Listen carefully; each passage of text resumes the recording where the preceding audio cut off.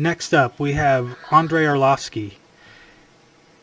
So I have not heard officially that he's going to retire, but that's the question on everyone's mind, I guess, at this point for any fighter who's been fighting now professionally for 23 years. His first fight was in 1999 in M1. He fought in UFC 28 in November 17 of 2000. So he has multiple decades that this guy's been fighting professionally. And just curious to get your thoughts on, do you think this is going to be Arlovski's last fight, and do you think he should retire? I think he's pushing it pretty close. Like, as much as I loved watching, like, Alistair Overeem, Daniel Cormier, Randy Couture, all these fighters fight, later on in their life, he's been in, of all the fighters I just mentioned, probably in the most battles and taken, some heavy hits. I still remember watching him on some, like, ridiculously low graphic, terrible PS2 UFC game, and I was like, who's this guy?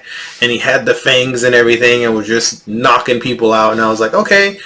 And then started watching UFC, early 2000s, and I loved his best victory, like, I believe was his victory against Tim Sylvia, when Militich Fighting Systems, Matt Hughes, Robbie Lawler, all of them were just beating everyone up, knocking everyone out, and he was able to, take Tim Sylvia down and get the championship from him, when I thought, like, no one's going to beat this guy who's 6'8", beating people up left and right.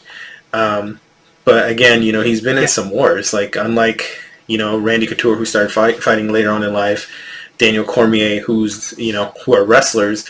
They were able to avoid strikes in their early 20s and not take a lot of, damage to the head. But even then, the damage they did take, they're like, okay, enough's enough. And I want to see him keep winning. I don't see him reaching the top again, though. And that's where you just want him to bow out gracefully. Like, Alistair Overeem losing and moving on just was sad, because I thought he had it. I thought he was there. And then he lost, and it was just like, yeah, that's right.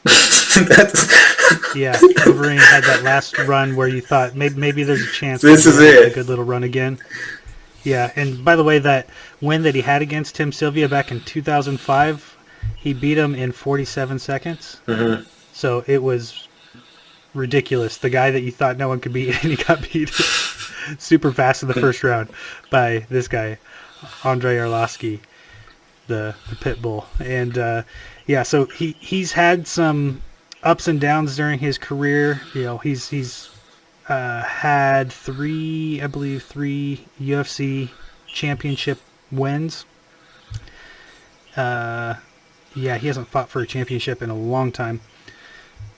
But this is a guy who in 2016 started a 5-loss streak, or a streak of five losses in a row. 2016 through 2017 had 5 losses in a row and kept going, and since then has racked up some wins. And yeah, he's a guy whose career I've followed, and I've loved watching him fight forever. And I thought he was done a long time ago, and I've been surprised he's won 4 out of 5 of his last fights, which is pretty impressive. I can tell, he definitely, I don't think he has what it takes to go for another title shot or anything like that.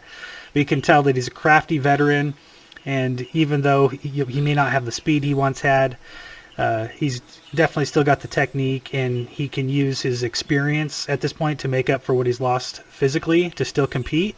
And to me, that's super impressive. I really hope that he wins this fight and that he goes out with a win.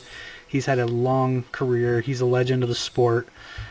He can do a lot for the sport without having to go into the octagon and get his brains bashed out as a guy who's, how old is he now? 43 years old. So, that's very old for a fighter, and to still be competing at the highest level in the UFC. So, I'm looking forward to his fight, and can't wait to see it. I hope he goes out on top with the win. Yeah, let's go Pitbull. Go out on top.